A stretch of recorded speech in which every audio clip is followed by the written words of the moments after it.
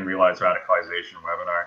Today we are joined by our advisor, Kawser Ahmed, Director of the Winnipeg-based Conflict Resiliency Research Institute Canada, and Brad Galloway. Brad was a fixture in the North American right-wing extremist movement for 13 years and was the president of a racist skinhead gang for 5 of those years. It is these lived experiences that play a role in his work in combating violent extremism. Brad now works as a case manager and research analyst with Life After Hate, where he helps others to lead violent extremism and works on various research projects. In addition to his work with Life After Hate, Brad is also a research and intervention specialist at the Organization for the Prevention of Violence, OPV, and is a 4th-year undergraduate student in criminology and criminal justice at the University of Fraser Valley. He is a research assistant on a number of projects that are funded by Public Safety Canada and the Canadian Network for Research on Terrorism, Security and Society, TSAS. Brad has also served as a consultant for Google, Moonshot CVE, and the Institute for Strategic Dialogue, among others. His primary research interests include right-wing extremism and terrorism, preventing and combating violent extremism, and the roles of former extremists in combating violent extremism. And Brad has also recently taken on a role with the Canadian Centre on Bias, Extremism and Hate at the Ontario Technical University. So first of all, Brad, on behalf of us at Realize Radicalization, we want to thank you for speaking with us. Yeah, no, So I just kind of want to hop into some questions. So kind of focus on your involvement and kind of what got you involved with the movement when you were younger. So how did you become involved with a skinhead or neo-Nazi group, and like what were your main push and pull factors that led to your recruitment and membership? Yeah, good question. So I think starting out, it was just like anything. We're all looking for some sense of belonging or sense of meaning in our lives, or a sense of identity as human beings. And throughout my adolescence, from different types of gangs and different social circles, and none of them seemed to fit exactly what I was looking for. Mind you, I didn't really know exactly what I was after. However, I met up with a friend, and he had become involved in the movement in Toronto, and he had, he was wearing a bomber jacket and shaved head, and he said he had all these guys that he was hanging out with, and predictably, in my life, I was looking for something just like this, some sort of form of brotherhood, some sort of group of friends that would stick up for me, and I could feel like I was part of something.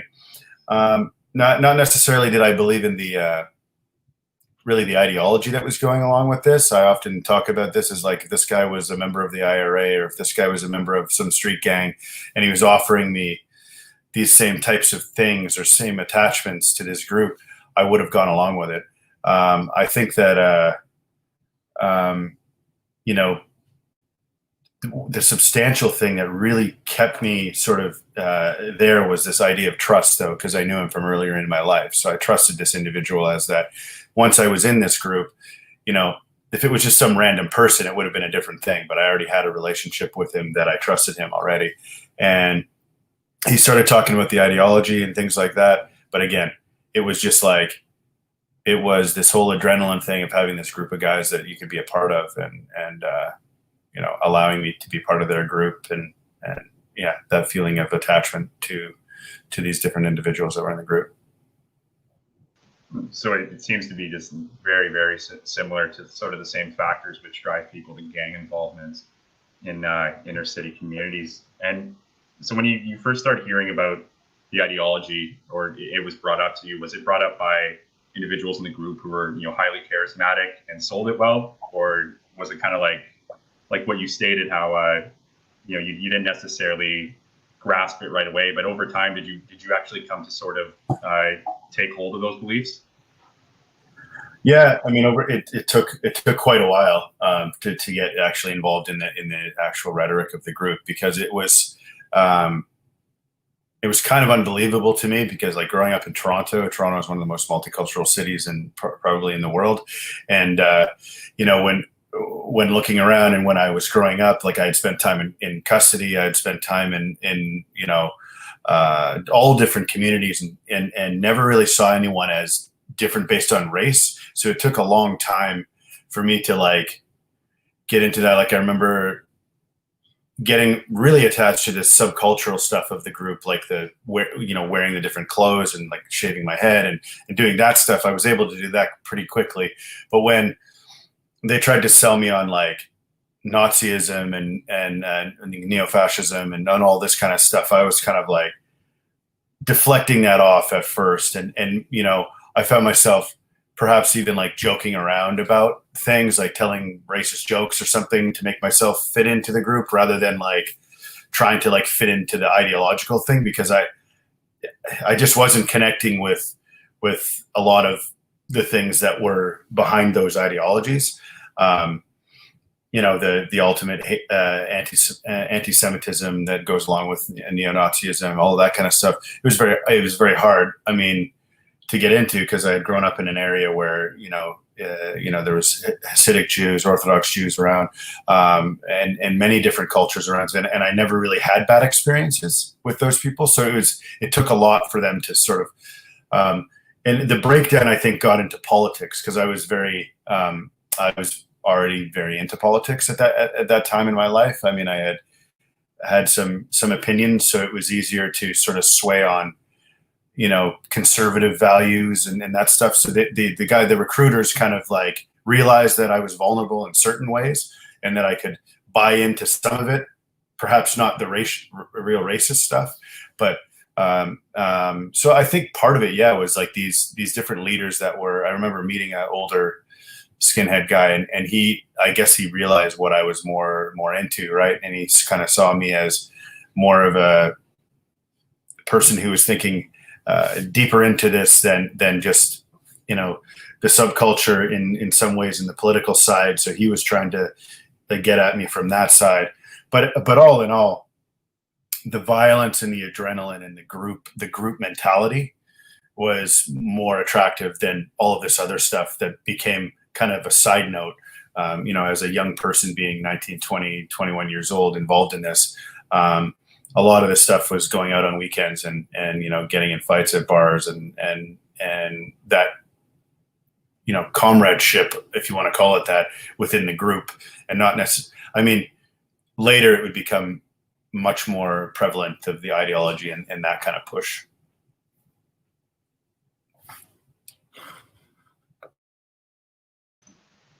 Okay, so when you're talking about like the belief system and the ideology and how they kind of brought you in with the political aspect, what kind of were the political motivations of the group that you were involved with? Like, what was their end goal?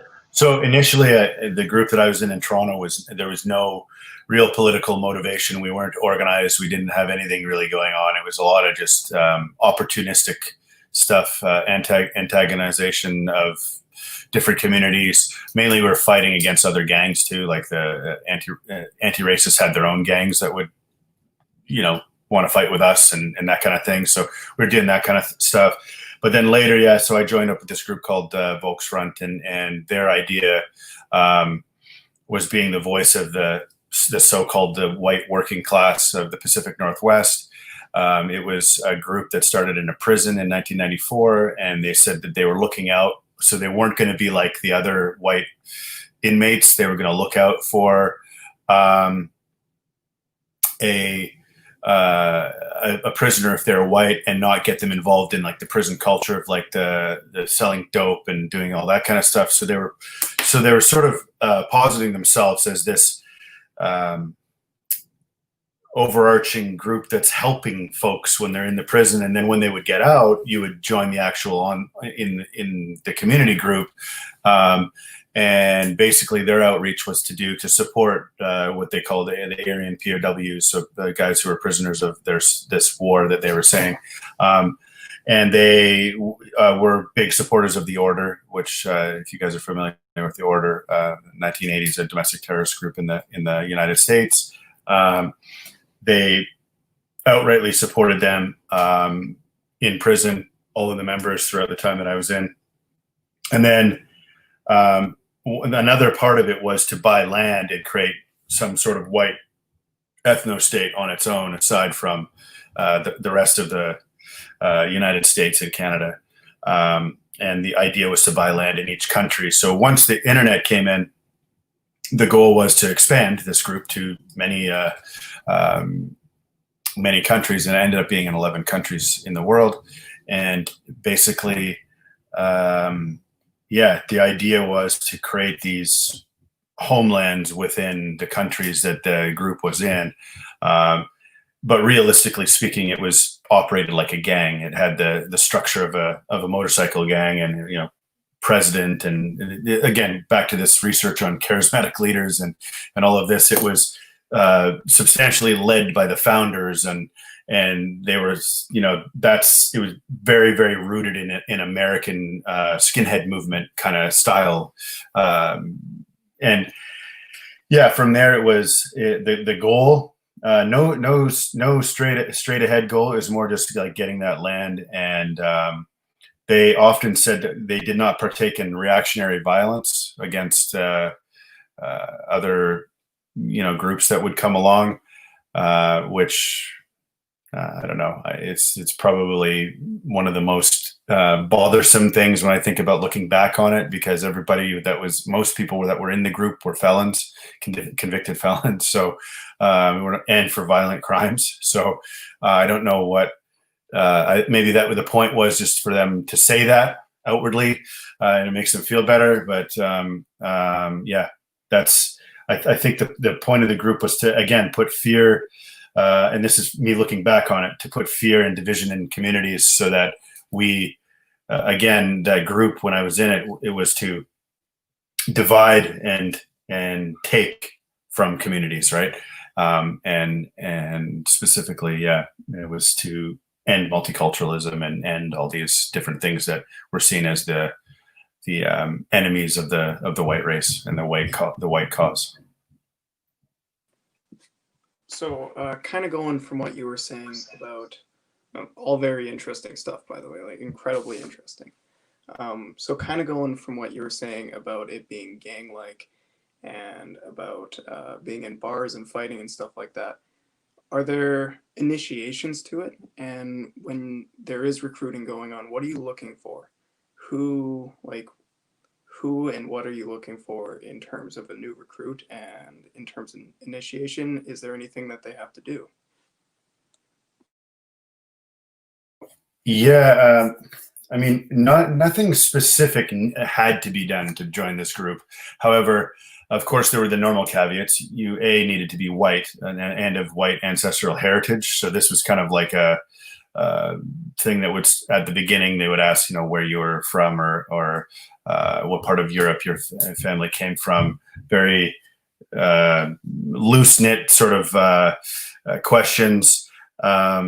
Always looking to build membership. Like that was their main concern. So I mean, no extensive investigations were going down about where people were actually from. I think that other things that needed to be done in specific to these types of groups. I mean, this is not the group that I was in only. A lot of the groups, there was a prospective membership term. There's, where they'd have to spend a couple of years, hanging around the group for a while, a couple of years, and then they may be able to become a prospect, and then they would become a member, and then they could go up in the ranks too. That they had all sorts of different ranks above that.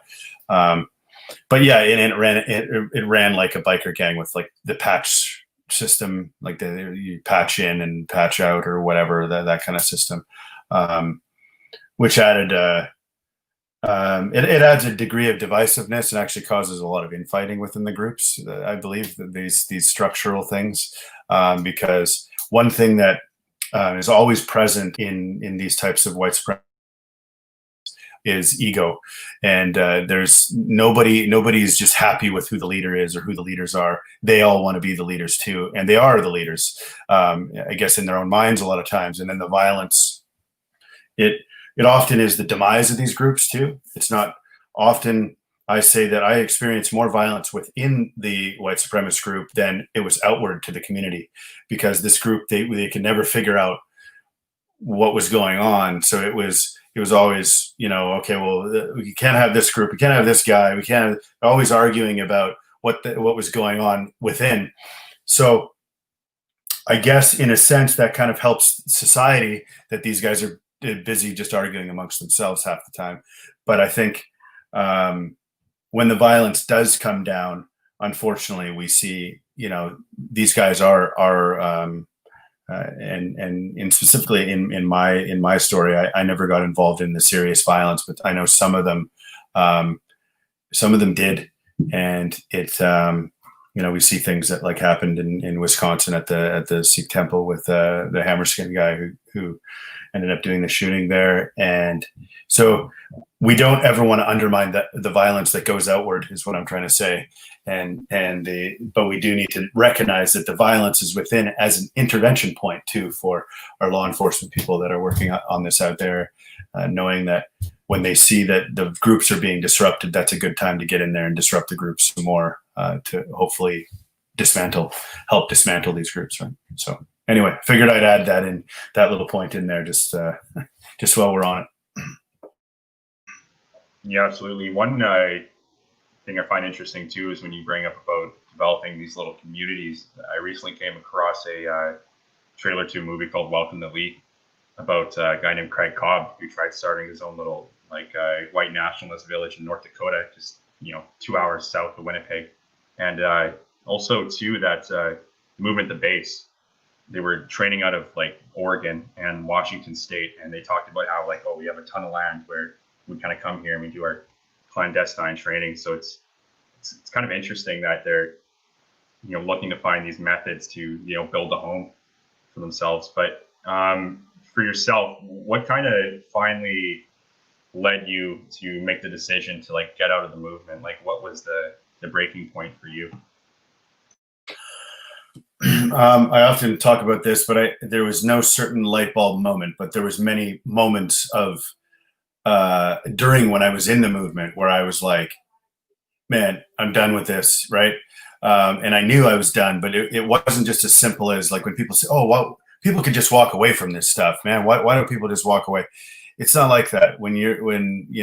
For some people it might be. There are guys that just walk away and that's fine and fade into the back into the world or whatever. But for me, it seemed harder because I ended up being the leader of this group, and you can't really just decide one day, I'm going to walk away from this. So I started trying to figure out ways to how could I leave. So I thought, well, if I could stop doing some of the things, that were in the group, I started sort of disconnect from the group activity, started disengaging, I guess, while being in the group. Then my wife was on me day in, day out as well about how stupid things were because she was never involved in it. And it was getting very dangerous. There was a lot of violence out there coming in the international movement. There was the big fight going on between different groups.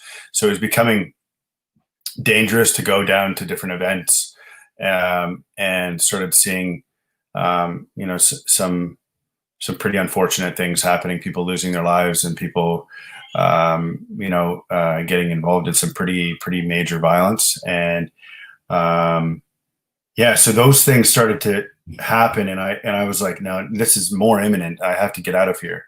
And then it's, my wife, we were having a child, and she came to me and said, we got to move. So we ended up moving a bunch of times. And then before my second child, she issued this ultimatum to me saying that, it's either going to be that whatever that lifestyle is, and all those people, or us and a family and this thing. And that choice was not hard. I right at that day, I called up to people, whoever I had to call up, and got out of the group. And then from there, it was 4 long years of figuring out how to return back to life. So yeah, that's the short story of disengagement and de-radicalization. Yeah, it definitely sounds like an extremely tough process, and I assume it's super important to have family to lean on, or a really good support system. I see a lot of cases of people in the United States who leave these white extremist groups and the members seek retribution against them. Were you ever scared or worried about someone in the group that you were a part of sort of seeking you out and committing violent acts against you? Yeah, I mean, there's always that worry. There's always that idea of what will happen or how they'll react to you leaving. I often talk about this, though, as like you can't live in fear, but you have to live in a conscious world where things can happen and you've made choices and you need to be accountable for your actions. However, if you're out there doing good in the world, I hope, I'm not a religious person, but I do hope that the world looks out for us as people if we're out there trying to do good. And I think that folks, you know, that do end up leaving these groups and they share out their stories. There's a lot of different former extremists out there that are really doing a lot of good work out there in communities and trying to atone and do different things to help and to educate about what these groups are actually like, rather than this mysticism that was there before about like, ooh, it's like, what could it be? Let me go try it out. It's not worth trying out. I think one thing I missed before was talking about the exhaustion that comes along to a person who's involved in these groups. If you can imagine in your mind what it's like, you know, for a person who's not involved in these groups, I ask people to imagine this, what it's like to think about if all you did all day was hate. That's all you did. So you woke up in the morning and you thought, I hate my neighbor because he's Asian. I hate the guy across the street because he's gay. I hate my mom's friend because she's a liberal. Everything is hate all day long. And by the end of the day, you're sitting there at 11 p.m. or whenever you're going to go to bed, and you're looking at your phone and you're going, I hate that guy. He's Jewish. I hate the media because it's Jewish. Your whole life is consumed by hating everything else around you.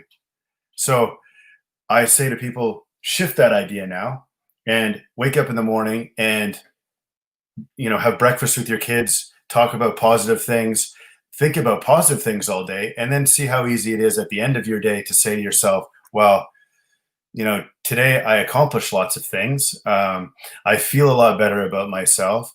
I said hello to my neighbor down the street. I did not tell my kid that black people are bad. You know, and can you imagine trying to tell children to hate others too? Like, it's just all of these things, just you can't make sense of it. It's exhausting thinking about it.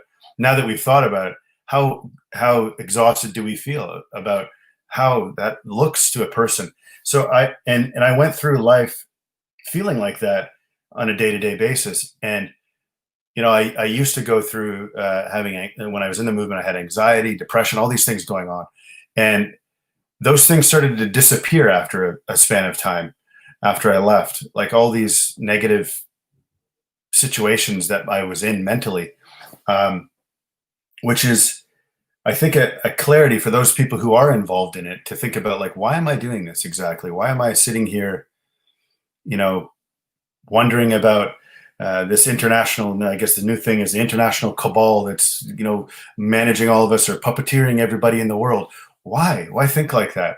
You know, why are we reducing ourselves to that kind of black and white thought when maybe we should go out and read a book about these things. Maybe we should try to understand these things and have some critical thought and some actual inquiry, rather than trying to just send everything off as a black and white thought. And that's all that it is. Hate is black and white thought about something because we don't understand it. So it's a lot easier just to go, oh, well, I hate that. What do I want to deal with that for?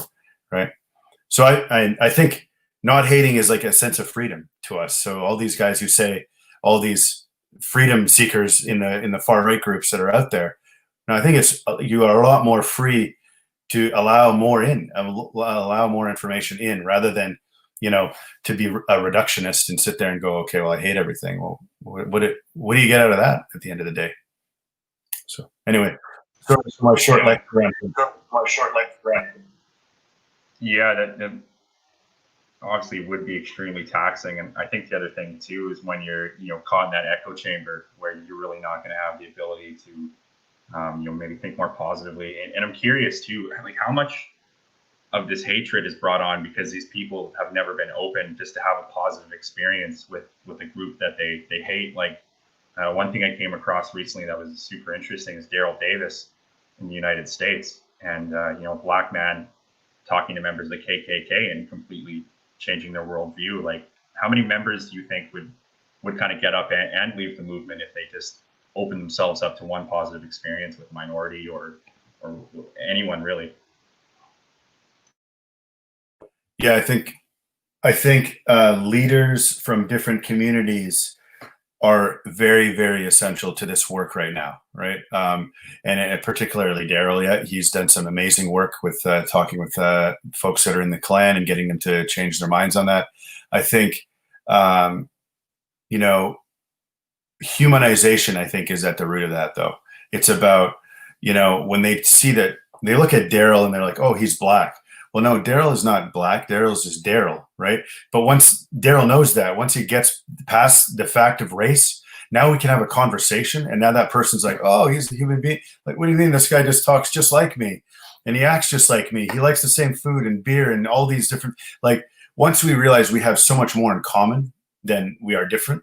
And that's what those actions really, really like are key in this space. And that's also for us to, you know, we're at a misunderstanding all the time about different cultures. And that's one thing I did a recent presentation with a group over in Pakistan about how reading informs change, right? So for me, when I was going through my process away from these groups, I started reading about all these people that I hated, right?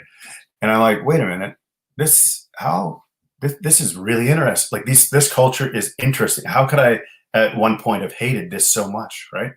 I read books about Judaism. I read books about, you know, and again, I'm not a religious person, but I wanted to understand what was actually these people, what were they celebrating? What were their traditions? What were their lives like? So I started talking with individuals as well to learn about these actual things that were going on. And I think, again, we can learn by having those dialogues, but also by, you know, reading and trying to teach ourselves about things that we are, you know, you might feel a little uncomfortable about or whatever. Like you might feel uncomfortable about different religions that are out there. And I suggest going and reading about it and finding out, and then make your opinions on those things rather than, you know, then you have an informed opinion at least to set the tone for some dialogue when you meet with people rather than just judging it and throwing it away. Right. Like I think that work that specific Daryl stands out, but there is a lot of other people that are doing it as well. And it's almost like interfaith dialogue or like interfaith healing for people who are haters, you know, like they just need to understand that it's not, it's a lot better to have these types of relationships. I often talk about how that's sort of what drove me away from the movement too, was I thought back to times in my life where I had interactions with people from different communities, and there's 0 times that I had a bad experience. Like there's just all these, you know, and there are people out there that joined the movement specifically because they had a bad experience. I understand that too. But that one person that they had a violent experience with or a bad experience with does not represent that whole race of people or whole culture of people. So that's where we have to break down these barriers and get these conversations going, because we are human beings at the root of it. And, you know, there's often a humanity that we can learn about each other so we can move away from these groups too, right? So. Yeah, absolutely. It's such a transformative experience. And I think too, you know, if you look at kind of the current political climate around the world, we're so hyper polarized, where I kind of think of a man like Daryl can, you know, go up and have a conversation with someone who hates him just based on nothing more than the color of his skin. It almost kind of shows that we should be able to engage each other or work to engage each other more if we have differences, you know, different opinions, politics, religion, whatever. It kind of shows the power of dialogue, right? But I kind of want to go back to kind of the Canadian context of white supremacy. So if there's one thing you take from when you were part of the organization years ago to now, kind of what is the main difference between, you know, the white supremacy movement and the organizations in Canada from today as before? Sorry. I mean, I often talk about this in the sense where they all borrow from each other throughout time, right? And this is how history plays a role in this. They see what works and what doesn't work in their movement, so they try different things. And whatever groups that are around now, I see bits and pieces of similarities.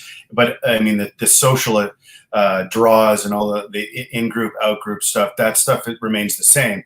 They may have like different subcultural things, like it might have been the Klan in the 40s, 50s, 60s. That was popular in Canada, maybe in Manitoba and Alberta and places like that. But then, then you go a little further down the road, and then the UK neo-Nazi skinhead scene. Now, granted, they were borrowing from the traditional skinhead scene, was actually quite a non-racist subcultural scene, but they wanted to create something for themselves with this political ideology of Nazis and stuff like that. So that grew, and it's still. I mean, they are still around in Canada. Those groups, like we had Blood and Honor. I think one of the things that really gets kind of interesting when we start talking about groups like that is that they were put on the terrorist list, and then it. People say, "Oh, well, it's dismantled, it's gone." Well, I mean, these are human beings that are in these groups. They're going to go to other groups. So whether we see now a rise in, accelerationist type groups, whether it's these Adam Waffen, this type of thing, whether we see like these misogynist groups, Proud Boys, things like this, it's also about where society is at too. So where they see like generation identity and these types of groups, we're going to also see them just borrowing from the past, but maybe appearing differently. So maybe they want to wear a polo shirt and khakis because they look back on how Nazi skinheads, this is just, nobody responds very well to a group of Nazi skinheads walking into a business and sitting down to have lunch. However, young, chiseled men dressed up nicely often they're going to fly under the radar, and that's the point of it. Richard Spencer was one of those people in the US who actually talks openly about this stuff, about how putting a suit on and changing the role of the people in the alt-right specifically, so in the alt-right movements. So yeah, in Canada, do we see some of the same things? Yeah, of course we do. And I mean, it doesn't mean that these people are going to be less violent or less divisive or less, out there looking for opportunities to spread and recruit people into these movements. I mean, I think, again, it's borrowing from the past and then adapting and remodeling it for the future. Look at it. I look at it as hundreds of failed businesses that are looking to fail again. That's what I look at the right-wing extremist movement in Canada as. It is. They have to keep trying new things because in Canada, we at least have had a culture, at least recently, of tracking and sort of noticing and recognizing that these groups are there. So perhaps in other countries, they're empowered by certain legislations that they have and things like that. But here, we don't tend to empower these types of groups in Canada. We actually there's a lot of, there was just a meeting, I think, just the other day about widespread dismantling of these types of groups that involved the Prime Minister. I mean, this is the types of conversations that are happening here are much different than some other places. But I think the groups, I don't want to give them too much credit for rebranding, because it's going to be the same people. It's just they're going to wear a different thing, whether it's they're going with this wannabe biker look with the biker patches and all of that kind of stuff with the leather jackets. There's a bunch of groups that are doing that. I often also don't like to name them publicly. I think when we talk about ways in helping, just giving a little less light to them, not mentioning their leaders, not giving them kudos, even if it's negative, they love the attention. So if we can just pass it off as, of course we know it's a threat. We're not going to never shall we ever talk about it not being a threat, but we should also not give too much credit to how they're organizing and what they're doing, because it is, to me, as a person who's experienced it personally, it is nothing new. They will rebrand, they will recall themselves something, they will I mean, they're staying away from certain things. However, some groups still are old habits. They're just sticking with it, and we know who those groups are. The super extreme right nationalist skinhead groups. Those often we see in Quebec. They're still quite prominent over there, and it's those are what they are, and they still maintain a presence, and obviously there's risk there to communities when those types of groups are present, and we have to be willing and aware to try to keep up to this stuff. I think that's one of the main points too. So I think the really big issue now. Kind of going. Sorry, Rob. Go ahead. Sorry, I think my video just. Can you guys all hear me? We can hear you, Rob. Go ahead with your question. Yeah, you can hear me? Sorry, yeah, internet issues. Fantastic, thanks. Yeah, so kind of building off that, you like online and in previous interviews, you've talked a lot about masculinity within these groups being related and presented as like honorable, as like the right thing to do, right? So kind of going off that, what are these cultures like? How do they teach that way of thinking? And what other things do they share? Like what holidays do they celebrate? Like we know that specific terror incidences are chosen on specific dates for specific reasons. So maybe some insight to that might be important. Yeah, good question. I think there's an interesting way to look at this. So from within, when you're in these types of groups, when I was in these groups, it was not about, oh, we are masculine, and it's us from the outside looking at them and recognizing the toxicity of what's going on in these groups. But inside of the groups, this is what a lot of times they're thinking about. They're thinking about, look, we have to be the biggest, strongest, baddest group of men because we have these other groups that are also doing the same thing. We need to be doing the worst things out there in society to get recognized, whether it's violence, whether it's the flyers, the dissemination of literature, all those types of things. Those things need to be happening. It's like one-upping your neighbor about like building a bigger fence or whatever. Like that, these groups, they just always want to be. One has to be. Sorry, I'm searching for another term, but I'm just going to go with this. One has to be king shit of Turd Mountain. They want to be the biggest loser of all the losers, right? And I know this from sitting at meetings, talking in these groups of like, how can we possibly get there, and how can we be the biggest, the biggest, baddest group out there? But we can't let women in because that's horrible. But they can do stuff for us. They can serve us beer and stuff because we deserve that because we're men and we go to work. But really, like, why do we deserve that? Like we're doing all this awful stuff. So on the flip side, now let's look, here's me looking back at it saying, okay, so ego is running the show here. Lots of guys fighting for the guy, the head man, who's going to be the head guy of the group. Who's got more tattoos, who's, been to jail more times. All of these different things would matter within the types of groups that I was in.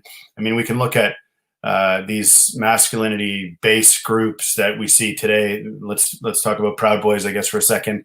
Is like, the traditional family, that belief system. I mean, this is something they borrowed from the past, and often they talk about, oh, we don't subscribe to the 14 words, right? But we must secure the existence of our people in a future for white children. That's what the whole movement is about. It's about this traditionalist family, having more children, having your woman at home looking after your kids, being the biggest man, being that king of whatever group you're in, similar to gangs, all that kind of stuff. These things are all interrelated, but yeah, it does come back down to like, the crisis of masculinity and the crisis of where these men and boys are at when they're joining these groups. What is their identity, right? It's their search for this overarching identity in life and meaning, a sense of meaning, right? And do they find a meaning inside of this group? Sometimes they do find a meaning inside of this group. But we, I guess we as in civil society, we need to help find other meaning for these types of individuals. So there are more groups that are looking at trying to, do this type of work. And there's in the US, there's Life After Hate, and there's the OPV, which is in Alberta, and they have an Evolve program, which is helping folks leave these types of groups. But it's, it's also not about judgment, because folks can come about these types of groups and get involved in them and not be involved in the violence, but be involved in the ideology of this, this perspective of that men should have access to this. Why don't? So there is a crisis out there that young males are going through too. So I do recognize that. So we can do better too to help in society to understand where we need to reach in. And so some of these groups are not just looking for, it's not about being white. So the Proud Boys is not necessarily always about whiteness. It's more about maleness, right? So you'll see different people from different populations and different cultures that will join this group because they feel they're at crisis as a man. They feel like masculinity is being taken away from them by Marxism and the left and all of these different conspiracy theories that they got going on. So that's as concerning as some of these other groups, because they still have conspiracy theories and these overarching themes and content that's running these organizations, and often translates to violence, as we've seen a lot of violence, particularly in Canada and the US, surrounding these types of groups and at certain protests and things like that. So, I mean, I think it's something that we really need to talk more about, and about how we respond to these types of things, because it's not as simple as just calling everything white supremacy or neo-Nazis. There are definitely white supremacists in these types of groups, 100%. But are they all that? I would argue probably not.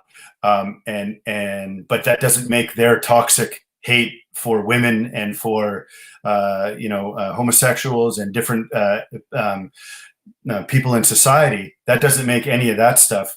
It's still a hate group, but just a different type. So we have to be very aware of what, how we're talking through these things and what responses and how we have off ramps for these people too, if they want to end up leaving these groups too. So that's probably a bigger discussion, but yeah.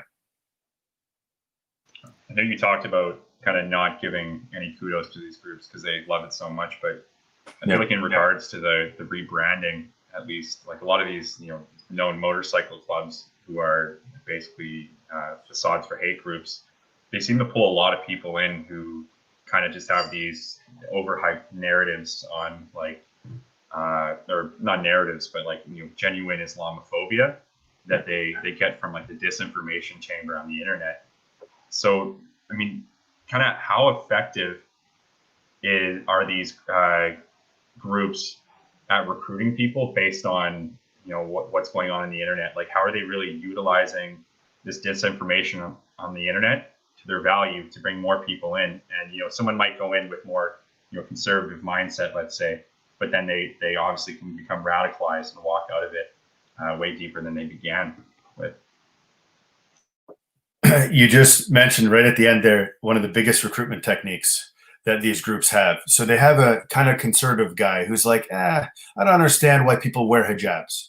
Well, good. That's a great piece for this guy who wants to recruit people, right? Because now he says, good, you don't understand that, neither do I. So he's got that cognitive opening to now take him down the radicalization conspiracy theory pathway, whichever way they want to take that, right?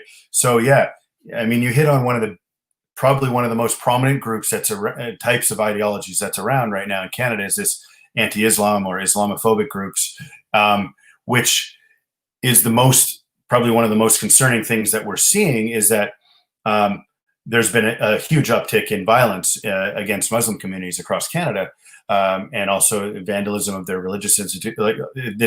It's too much to talk about in one setting here. But I think that those types of groups prey on that single ideology, because if you get too much you won't, if you get too many ideologies going or too many things going on, you won't get your regular guy involved in it. Your regular conservative guy who just has a couple questions about Muslims, he's not going to go for neo-Nazism. They're not going to buy that. That's too far for them. But you might get him in the door at just talking about criticizing the Muslim faith. So that's and that group, you don't have to, it's not a subculture, really. You don't have to dress up. You don't have to, you could, and unfortunately it's quite attractive to the 35 and up crowd. And the sort of, and the conservative crowd as well, that sort of, they already question what's going on with some of the different legislations that's been brought in, and they see these conspiracy theories about like, again, us and them. So are they affording those people more rights than us, right? Because why are they getting rights to wear their stuff around? But at the end of the day, really, I mean, has anybody been, called out for wearing a cross or a star of? No, nobody ever. But of course, because it's been prominent in the society across all of Canada, probably, it's very easy to get buy-in on these certain issues, particularly the issues in Quebec surrounding, when they were trying to ban certain elements of dress there, which these groups love that stuff when there's widespread media coverage of this, because they say, look, it's in the media, this is horrible. And they've sort of got the regular person who's just looking at CBC, but CBC is not intending to act as a as a recruiter for these groups. But these groups love pretending that it's so widespread, we need to stop it now. When you see all these guys at they're protesting it. One thing I really think is important here is that we question this as a society. We question why we're allowing this type of thing. One thing I've seen in the United States is a guy going around to some of the recent election coverage that's been going on and asking questions just to Americans, basic questions about the voting system and how it works. And there's not a lot of people that are coming up with proper answers. So that tells me that we need to increase literacy and knowledge about basic stuff. And it happens in Canada too, because you'll see these guys out at these events recruiting people. And people I've worked with, throughout my time helping people de-radicalize and things, they're like, oh, it was just that one protest. It was amazing. And that's why I joined the anti-Islam group. And I'm like, all it took was one guy telling you that Muslims are bad. And here you are, you're in the group. Like, you got to think a little further down the line than just that. Right. And, once you bring up those questions and that kind of critical thought, the guy's sitting there going, well, yeah, actually, I have two friends at work that are Muslim. I didn't know that before, but now that I do, I'm kind of like, I don't hate these people anymore. How could? But getting people to think a little further than just this topic, this topical sort of idea of it, and that's, I guess that's on us and on institutions that are teaching. We need to teach more about how we can, as individuals, can be involved in this, right?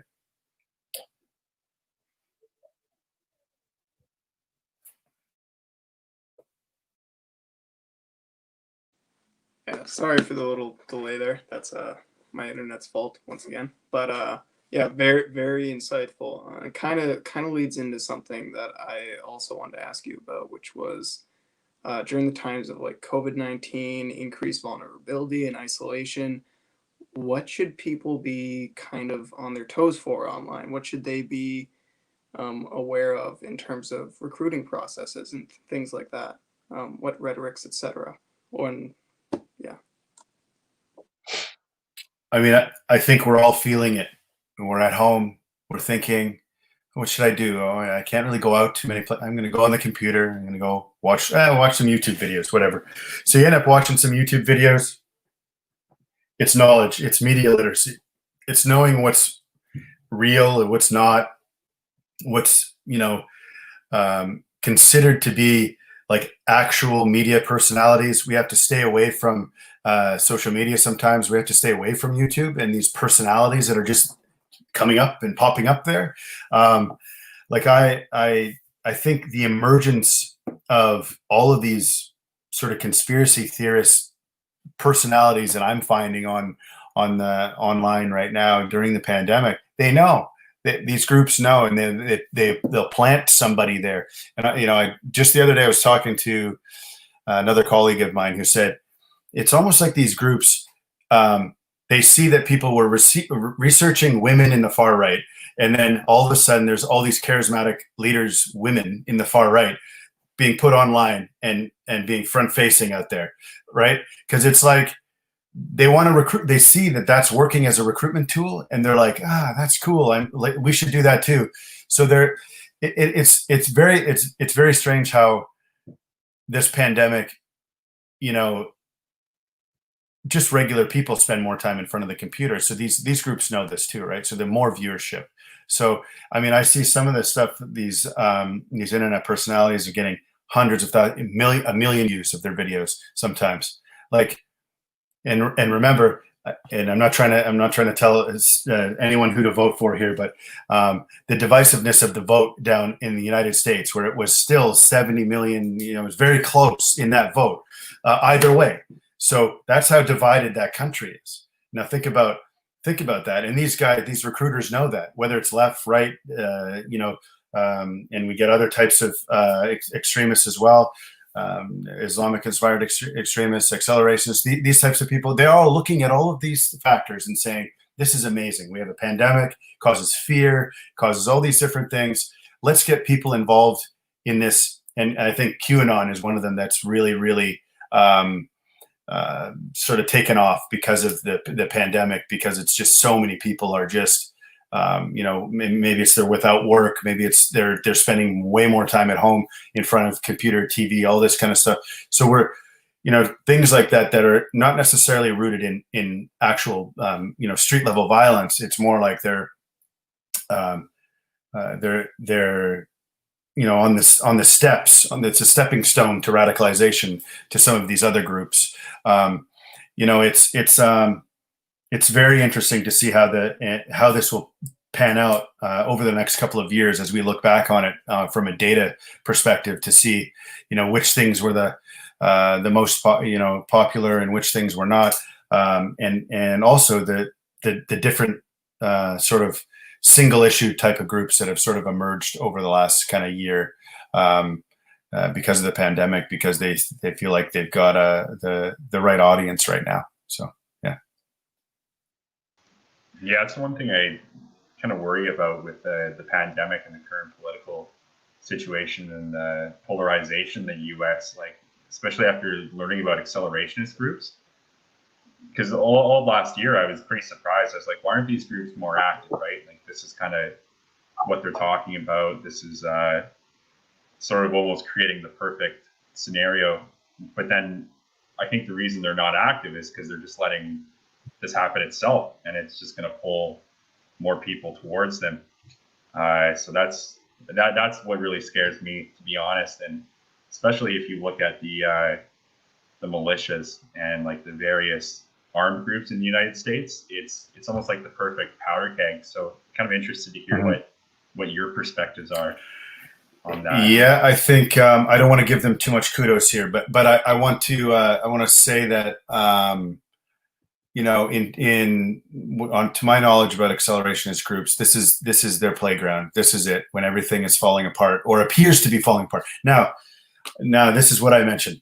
Now Portland, when we talk about the riots that went on there, or Seattle, the riots that went on there, it's a tiny little 4-block radius of space. There's a vast city around, and they were talking about, the media was talking about it, how it's like Portland is burning.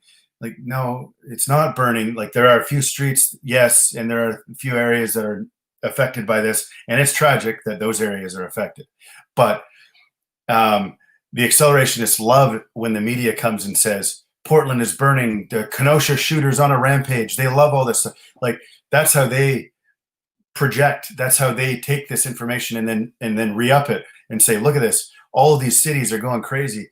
And, I guess when things sort of were popping off in Montreal, they liked seeing that, when there's protests there. And every week the accelerationists, they talk on Telegram or whatever, they talk about how, all of these protests all around about police violence and stuff. This is amazing to them, right? Because whether it's police fighting Antifa, whether it's Antifa fighting the far right, they don't care. They just like all of the unrest in general. And when we really look at this, they are the anarchists, right? And they hate being called anarchists, but they are the anarchists. They are the ones who are sitting and watching civil unravelment right now. But is it really unraveling? I don't think so, because we've had a step in the right direction here, back to what I think, and this is my opinion, of course, what I think is the best for the United States, getting back to American politics and to the way things are normally going, rather than this sort of reign of Trump and Trumpism and all the different things that were happening there. But that was also really fun for the accelerationists, seeing all of this stuff surrounding Trump and the conspiracy theories and people fighting, again, violence. That's all they want to see, right? So they don't even like Trump. They don't even like any of that stuff. They don't like the alt-right. They don't like none of that stuff it falls in their avenue. So what they do like is seeing everybody fighting each other, though. So at the end of the day, we have to understand that they are probably one of the most highly, I would put them on the highest awareness if I was working for an intelligence agency right now, because they're the ones that, if we see the civil unrest go down, what do they do? Then what do accelerationists do? Because now there's nothing going on. There's no fun stuff for them to watch, and they're not excited by how society's falling apart in itself. Then they will have to go and do it, as we saw with Patrick Matthews and this story of, luckily all of those people were caught. But that is a firm worry for me, is that when this stuff sort of quiets down, and we know we go through periods, it goes up and down, and there's lull periods, it will go like that. And when that happens, I think we need to be on more of alert. I'm not trying to be an alarmist. I'm just trying to say that I think we need to be aware that these guys play into these zones and have been recruiting this whole time too. Because we see some groups have been hit by people getting arrested, while the other groups are sitting there going, perfect time for recruitment. Let's, because the guys are getting arrested. So where are they going to go? They can't have that group anymore. They got to go to a different one. These guys aren't just going to give up their ideology just because they got arrested. That's not how it works. So yeah, I would say there are some risks to accelerationists going forward here, and we should be very aware in the Canadian context of this right now. Thank you. Thank you so much, Brad. Caden, I would like to come in with my it's a word of thanks for Brad. Dear audience, I just wanted to mention one quick thing. I am following Brad since end of 2016, if I'm not wrong. And at that time, I was studying community-based organizations and their intervention in countering extremism. And I came across Life After Hate. And Brad is one of the persons, so far I know, over these 4 years or so, he's always open to discussions and helping research. And that is why I always love Brad to be with us in this kind of discussions.